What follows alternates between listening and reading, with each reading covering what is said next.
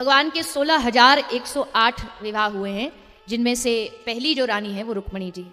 लक्ष्मी जी का ये अवतार है, साक्षात लक्ष्मी जी ही रुक्मणी बन करके धरती पर पधारी हैं। तो रुक्मणी जी के साथ कैसे विवाह हुआ? ले भाई मान नहीं रहा था विवाह के लिए, तो सीधा भगवान को पत्र लिख करके रुक्मणी जी ने बुलाया कि प्रभु आप हमें स्वीकार करो। और जब भक्त भाव से दिल से भगवान को पुकारता बुलाता है तो भगवान जरूर उसकी सुनते हैं। तो आ गए, सब देखते रह गए कब कब में आए कन्हैया, कृष्ण पकड़ के ले गए, रुक्मणी जी को पता ही नहीं चला। फिर द्वारिका में जाके विधिवत विवाह हुआ है भगवान का। और फिर भगवान श्री कृष्ण की और रुक्मणी जी की जो प्रथम पुत्र प्रथम संतान है वो है श्री प्रद्युम्न जी महाराज। श्री प्रद्युम्न जी के साथ भगवान संतान रूप में पुत्र रूप में प्राप्त हुए। श्री प्रभु के दूसरी जो रानी है, दूसरी जो पटरानी है, उनका नाम है देवी जामवती जी। महाराज जामवान की पुत्री हैं जामवती जी। राम कथा में आप सबने चरित्र सुना है कि भगवान राम की जो सुग्रीव की सेना में श्री जामवन जी थे, उन्हीं की बेटी है श्री जामवती जी। इनके साथ भगवान ने विवाह किया है। भगवान की जो तीसरी पटरानी है वो है सत्यभामा जी। ये भूमि का पृथ्वी का अवतार है, इनके साथ भगवान ने विवाह किया। एक रानी हुई कालिंदी यमुना जी, सत्या जी, मित्रविंदा जी, भद्रा, लक्ष्मणा, ये सब अलग अलग क्षेत्र की अलग अलग राजकुमारियां हैं, सबके साथ भगवान ने विवाह किया है। फिर भगवान ने 16,100 विवाह किए। 16,100 विवाह कैसे किए भगवान ने? एक दैत्य था, एक राक्षस था, उसने मन में सोचा दुनिया में लोग अलग अलग प्रकार के वर्ल्ड रिकॉर्ड बनाते हैं ना, और वर्ल्ड रिकॉर्ड बनाने के चक्कर में बड़ी अद्भुत अद्भुत चीज करते हैं। कोई वर्ल्ड रिकॉर्ड की एक वो आती है, पत्रिका जैसी आती है, तो उसमें लिखा होता है कि दुनिया के सबसे लंबे नाखून, और महाराज नाखून ऐसे लटकते रहते हैं, पता नहीं कैसे रख लेते। फिर दुनिया की सबसे लंबी मूछें, दुनिया की सबसे लंबी दाढ़ी। अब वो रिकॉर्ड बनाने के चक्कर में आदमी कुछ भी कर बैठता है। तो इसने क्या सोचा, हम वर्ल्ड रिकॉर्ड बनाएंगे। किस में रिकॉर्ड बनाएंगे? बोले इससे ज्यादा किसी की बहू नहीं हुई, मतलब पत्नी नहीं हुई, इसलिए इसके सबसे ज्यादा विवाह हुए दुनिया में। तो जाता और सब कन्याओं का घरों से क्षेत्र से हरण करके ले आता, सब कन्याओं का हरण किया, और हरण करके उनको एक अपने कारागार में जेल में बंद कर देता। 16,000 तक तो हो गई। सोचा कि जब ये बढ़ते बढ़ते 20, 25, 50 और 1,00,000 हो जाएंगी तब इकट्ठा इनके साथ ब्याह करूंगा। तो सबको कैद खाने में बंद कर रखा था।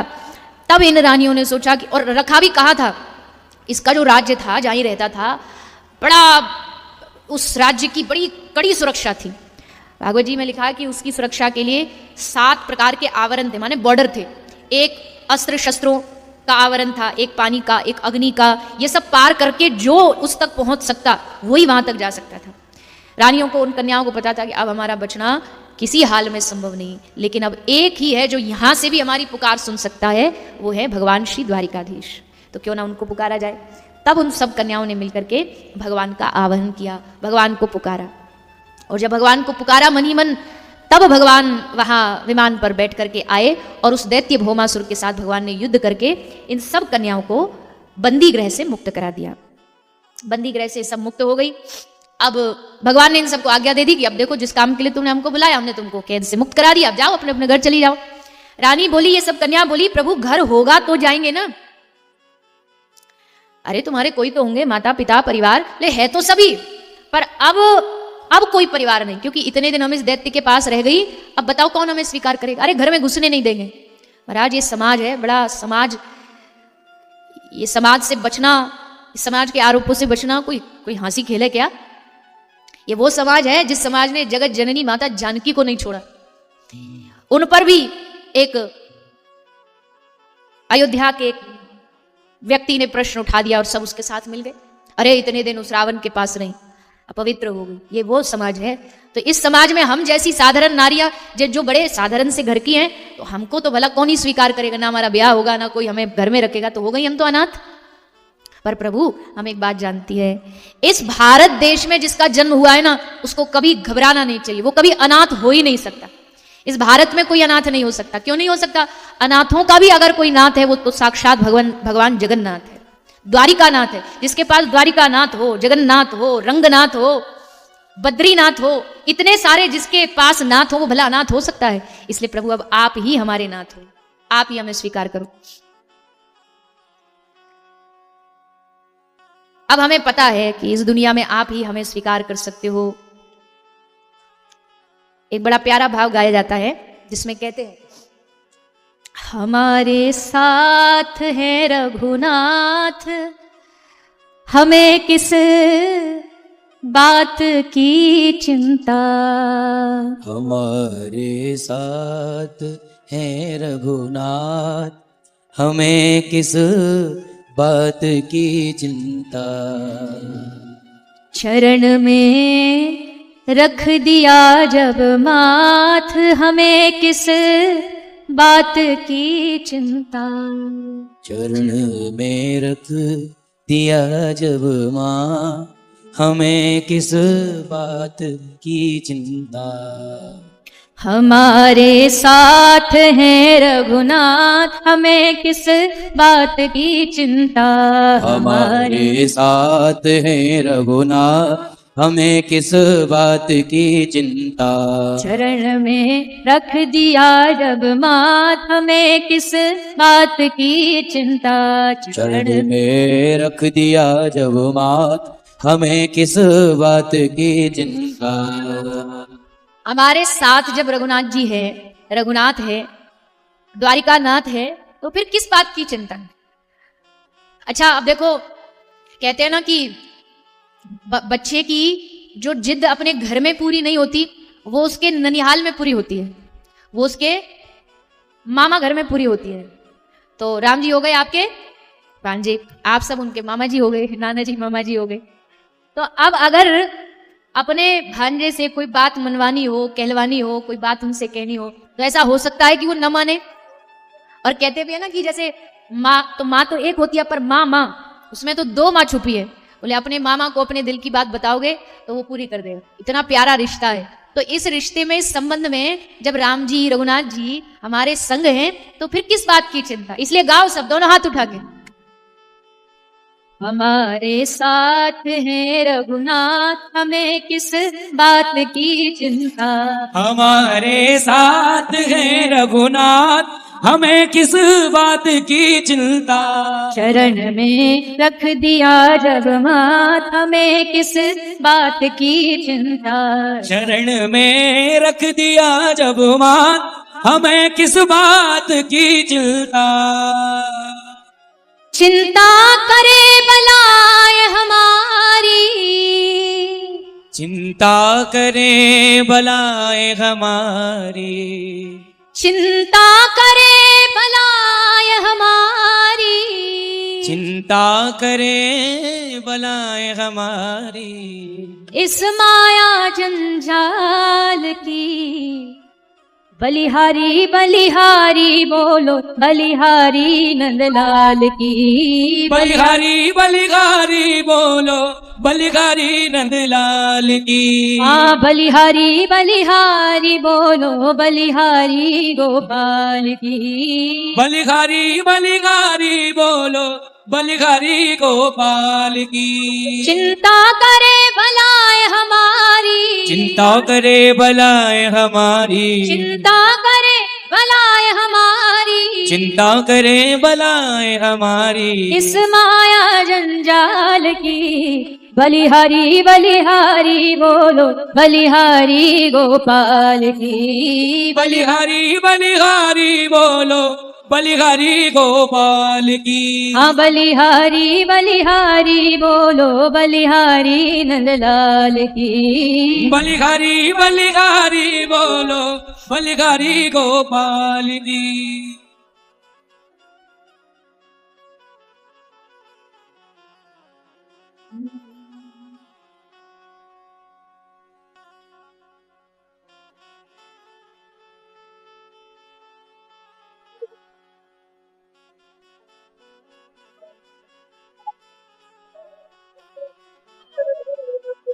जिस मालिक ने जन्म दिया है, अनवस्त्र भी देवेगा। जिस मालिक ने जन्म दिया है, अन्न वस्त्र भी देवेगा। सर ढकने को छत देगा और खबर हमारी लेवेगा। सर ढकने को छत भी देगा, खबर हमारी ले लेगा। भजन करो निश्चिंत हो चिंता, भजन करो निश्चिंत हो चिंता, भजन करो निश्चिंत हो चिंता, भजन करो निश्चिंत हो चिंता।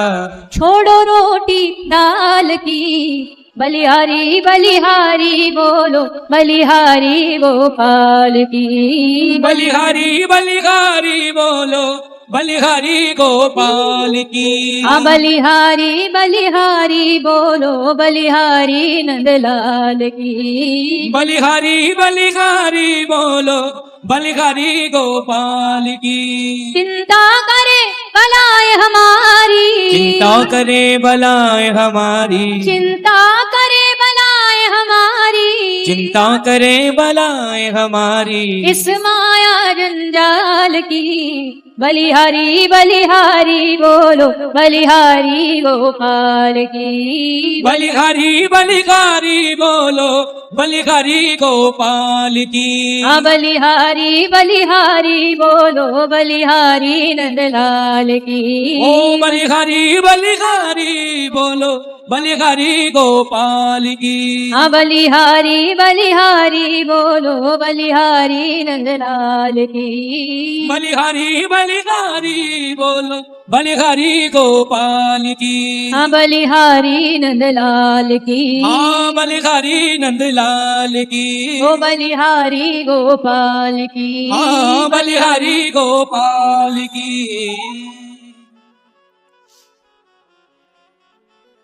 तो हमारे साथ है रघुनाथ। जब भगवान साथ हो तो फिर भला किससे डरना। श्री प्रभु की और प्रभु के लिए अगर करोगे तो फिर किसी से डरने की आवश्यकता नहीं है। तो श्री भगवान कृष्ण को, द्वारिकाधीश को सब रानियां निवेदन करती हैं कि प्रभु अब आप ही हमारे रक्षक को स्वीकार करो। तो भगवान ने स्वीकार कर लिया। और देखो इन 16,000 रानी जो हैं भगवान की, जो कन्याएं हैं, ये हर भारत के क्षेत्र से गई हैं, बड़े छोटे छोटे ग्रामीण क्षेत्रों से भी गई हैं। तो भगवान ने इन सब कन्याओं को अपने घर बुला के इनसे विवाह किया। ये भगवान की एक प्रकार का, भगवान के एक उदाहरण है कि देखो भैया नारी शक्ति का ऐसे सम्मान करना चाहिए। भगवान इसका उदाहरण पेश कर रहे हैं। भगवान ने किसी की जाति नहीं पूछी, किसी का नाम, किसी का खानदान नहीं पूछा, किसी का क्षेत्र नहीं पूछा, बस सबको स्वीकार करके अपना नाम दे दिया। किसकी पत्नी हो? द्वारिकाधीश की पत्नी है। ऐसे भगवान नारी पूजक हुए हैं। 16,108 विवाह हुए भगवान के, सबको घर ले आए।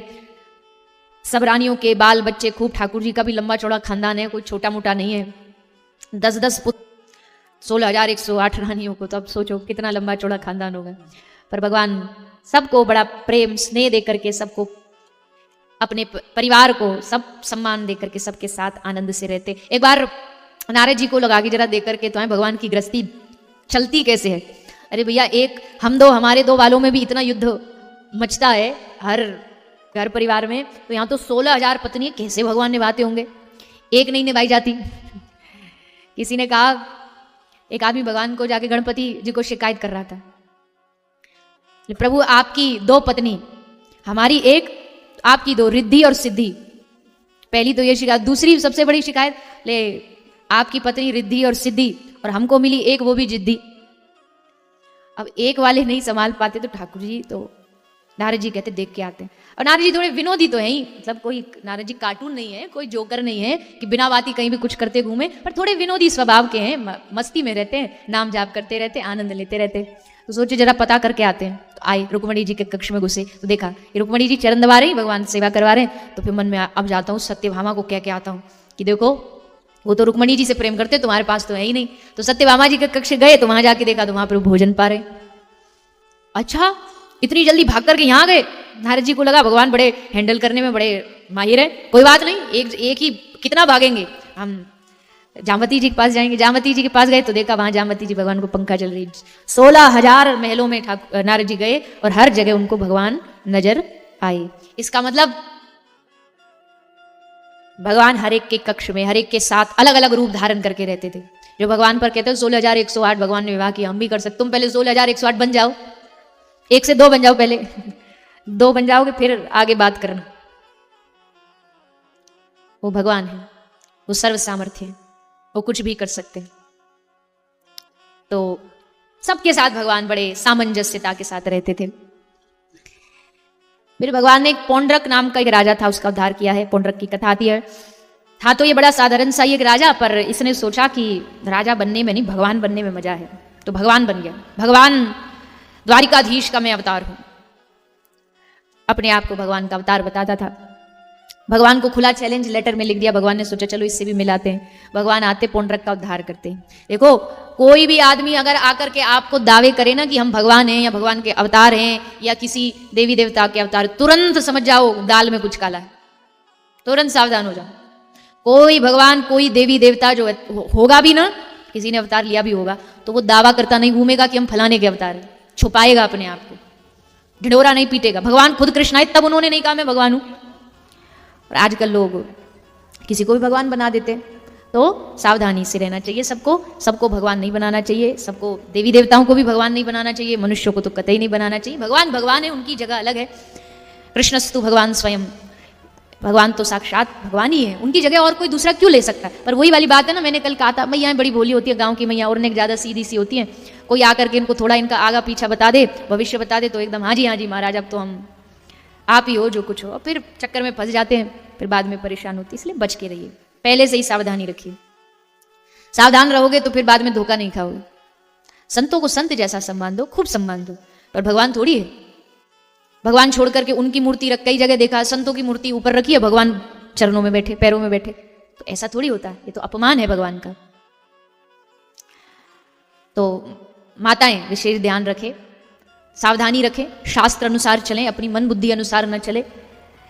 तो भगवान ने पौंड्रक का उद्धार किया, भगवान ने जरासंध पर कृपा की। फिर राजस्व यज्ञ हुआ, पांडवों ने एक यज्ञ किया था। उस यज्ञ में अग्र पूजा का विधान होता है। अग्र पूजा उसको कहते हैं कि ये पूरी जो सभा लगी हुई है, इस सभा में सबसे ज्यादा हर गुण में सबसे ज्यादा सम्मानीय व्यक्ति कौन है, पूरी सभा में एक व्यक्ति को चुना जाता है और उसका सम्मान किया जाता है। बड़े बड़े राजा वहां विराजमान थे, सब पांडव विराजमान थे, कौरव विराजमान थे। तो सबके मन में आया कि इस सभा में सबसे सम्मानीय व्यक्ति कौन है, तो सबने एक ही निर्णय लिया कि सभा में सबसे जो सम्मानीय है वो है हमारे द्वारिकाधीश कृष्ण, उनकी पूजा की जाए, उनका सम्मान किया जाए। पर ये क्या, भगवान तो गायब, कोई दिखाई नहीं दे रहे। ढूंढो ढूंढो कहाँ गए भगवान, सब ढूंढना चालू हो गए। तो ढूंढते ढूंढते जाकर के बाहर देखा तो क्या देखते हैं, भगवान जहां सब लोग साधु संत ब्राह्मण भोजन करके जब उठ करके जा रहे हैं, तब भगवान जाकर के उनकी झूठी भोजन की पतलों को उठा उठा करके कचड़ा स्थान पर जाकर के डाल रहे हैं। पांडव भागे भागे आए, हाथ पकड़ लिया, अरे प्रभु क्या कर रहे हो आप, इतना बड़ा अपराध हमारी पीठ पीछे, हमें पता ही नहीं था आप ये कर रहे, किसी को बोल देते। भगवान ने कहा साधु का झूठन उठा करके डालना ये तो मेरे सौभाग्य का बात है, मेरे लिए सौभाग्य है कि किसी साधु का झूठी पत्तल उठा करके मुझे सेवा का अवसर मिल रहा है। सबने निर्णय किया, अरे भैया इससे बड़ी, भगवान अगर हर गुण में परिपूर्ण है तो विनम्रता में भी परिपूर्ण है, इसलिए इनसे बड़ा अग्र पूजा का अधिकारी कोई नहीं है। भगवान की अग्र पूजा की गई।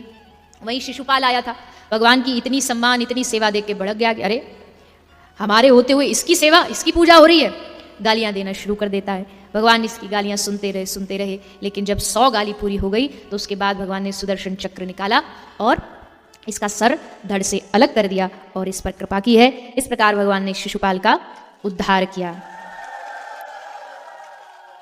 इसके उपरांत भगवान ने राजा नृग की कथा सुनाई। नृग एक राजा थे, बड़े अच्छे राजा थे, बड़े दानवीर थे, बड़े गौभक्त थे, लेकिन एक बार इनसे अपराध हो गया,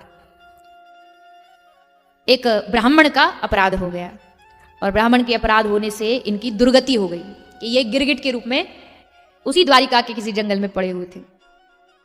देखो ब्राह्मण अपमान बड़ा खतरनाक होता है, ब्राह्मण अपमान, साधु का अपमान, किसी सच्चे भक्त का अपमान सारा जीवन का तो विनाश करता ही करता है, पूरे खानदान को नष्ट कर देता है। इसलिए इन अपराधों से बचना चाहिए। कभी भी ब्राह्मण का अपमान न करे, कभी भी साधु का अपमान न करे। मैंने एक दिन पहले भी ये बात कही थी, कोई साधु द्वार पर आ गया, नहीं दे पा रहे हो कुछ, कोई बात नहीं, प्रणाम करके निवेदन कर दो, पर ये नहीं कि नहीं देने का मन है तो उल्टा सीधा कुछ बोल दिया, कतई। भगवान अपराध क्षमा नहीं करते। तो भगवान समझा रहे हैं अपने बालकों को, ब्राह्मण अपमान से बच के रहना, कभी ब्राह्मण का अपमान नहीं। भगवान को तो पता है ना भविष्य में क्या होने वाला है, इसलिए पहले से इन सबको यदुवंशियों को सावधान कर रहे हैं। तो राजा नृग की कथा सुनाई और फिर भगवान के मित्र की, एक सखा की, एक भक्त की कथा सुना रहे हैं सुखदेव जी, जिनका नाम है, क्या नाम है? वाह, भगवान के परम भक्त, परम मित्र, परम सखा नाम है सुदामा जी महाराज। भगवान के भक्त तो बहुत हुए दुनिया में और एक से बढ़कर एक हुआ है, सुदामा भी उन्हीं में से है। पर सुदामा की एक सबसे बड़ी विशेषता क्या है कि कहीं ना कहीं हृदय के एक कोने में, मन में कभी तो थोड़ा सा लालच आ ही जाता है कि हे भगवान मेरा ये कर दो। कोई भले हम कितने निष्काम भक्त बनते हो, पर फिर भी कभी तो मन में आ जाता भगवान ऐसा कर दो, भगवान ये कर दो। पर सुदामा एक ऐसा भक्त है कि जिसको पता है कि अगर आज घर में जाकर के कहीं मांग के नहीं लाए तो रोटी मिलेंगी नहीं, भूख में मर जाएंगे बच्चे। पर फिर भी इसके मन में, सुदामा जी के हृदय में कभी ये भाव जागृत नहीं हुआ कि भगवान से जाकर के कुछ मांगू, कभी नहीं। मैं कथाओं में हमेशा कहती हूं कि भक्ति यही भगवान को अच्छी लगती है। और जो भक्ति होती है, सकाम भक्ति हो गई, जिसमें अन्य लोगों के प्रति शरणागति जा करके, ये सब भगवान को ठीक है कर रहा है, चलो कुछ ना से तो ठीक, पर उससे भगवान पूरी तरह खुश नहीं है। पूरी तरह खुश कब होंगे? जब हमारे पास कोई मन में और उनके अलावा कोई मांग उनसे रहे, कोई भाव उनसे रहे।